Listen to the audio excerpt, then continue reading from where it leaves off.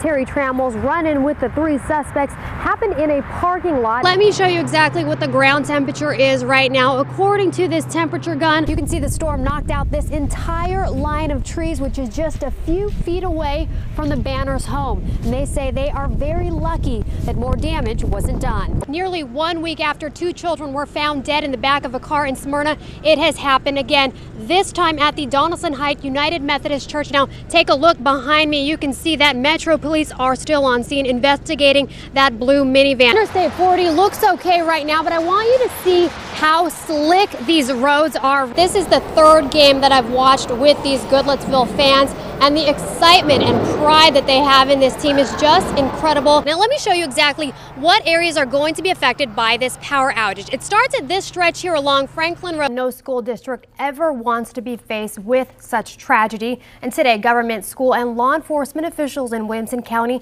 spent most of the day working together to come up with ways to make their schools safer. Our cameras were rolling as the family of Brett Freeman arrived at their Murfreesboro home on Tuesday evening. They want my side, they need to come over and talk to me then, because I'll give them my side of the story. Freeman's mother just back from visiting her son in the Rutherford County Jail. The 23-year-old was indicted on charges of child rape and aggravated sexual battery after allegations by two 7-year-old girls.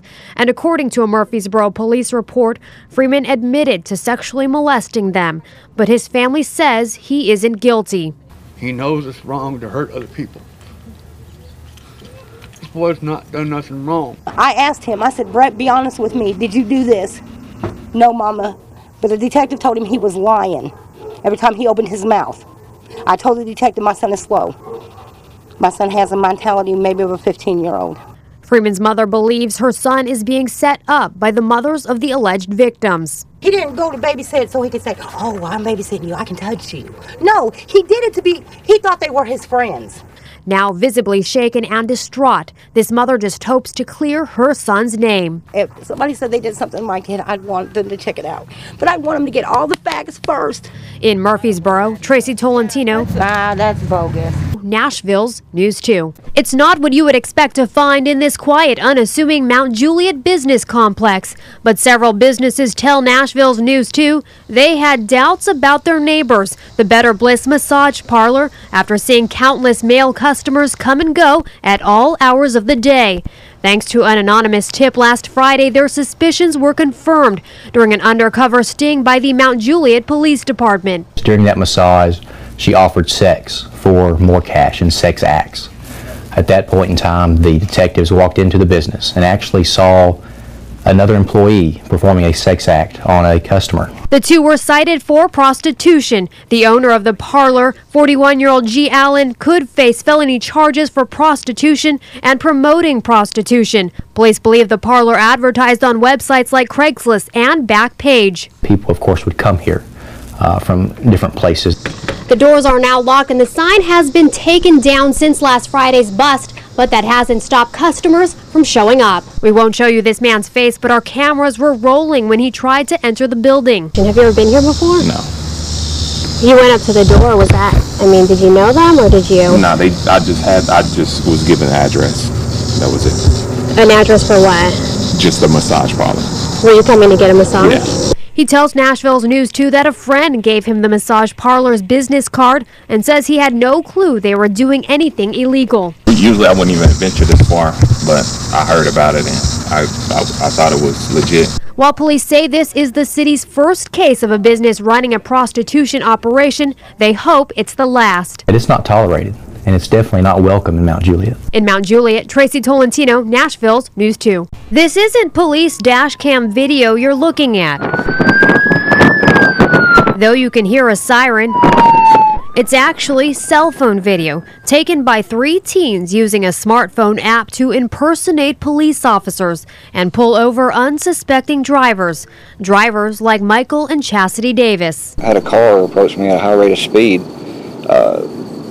Lights flashing from bright to dim and had a red and blue flickering light in their dashboard. But the Davises had their doubts about the car pulling them over. But I had my wife to call 911 and see if there was a a vehicle like that on their task force and was advised to keep driving that they didn't have one. The Maury County Sheriff's Department tell us 18-year-olds Tucker Shields and Jake Randall, along with an unidentified 17-year-old, attempted to pull over at least 3 cars. About Sunday evening, about 8 o'clock, a Columbia police officer was coming to work and actually seen the car trying to pull over another vehicle. The iPhone app the teens were using looks like this. It comes with flashing lights and a siren.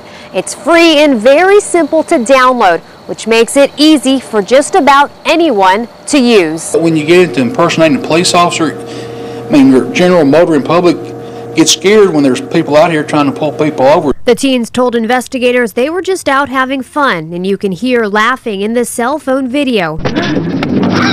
But to the Davises, the scary situation was anything but fun. The thought that they could have hurt me and my wife and my daughter, it makes me mad. In Maury County, Tracee Tolentino, Nashville's News 2. With each intricate fold, make a crease just over here. Bend. You do something like this. And line.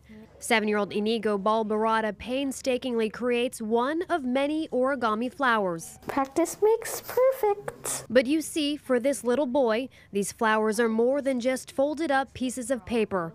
They represent his compassion, sympathy, and connection to the young victims of the Sandy Hook Elementary School tragedy in Newtown, Connecticut. It makes me feel very sad for the kids who died, and I'm thinking that person who shot all those kids shouldn't do it again. It's that childlike innocence and concern that prompted Inigo to take all of the origami snowflakes and flowers off his family's Christmas tree to send to the children in Newtown, in hopes of bringing a smile to their faces in such a dark time. Well, it was my mom who told me about the zing hoppers that wanted to deliver artwork to the kids who are very sad. The Zing Hoppers, a Nashville-based preschool pop band, and Snippets, haircuts for kids in Franklin, will send Inigo's origami along with other boxes of artwork and cards from children around Middle Tennessee to Connecticut. It just shows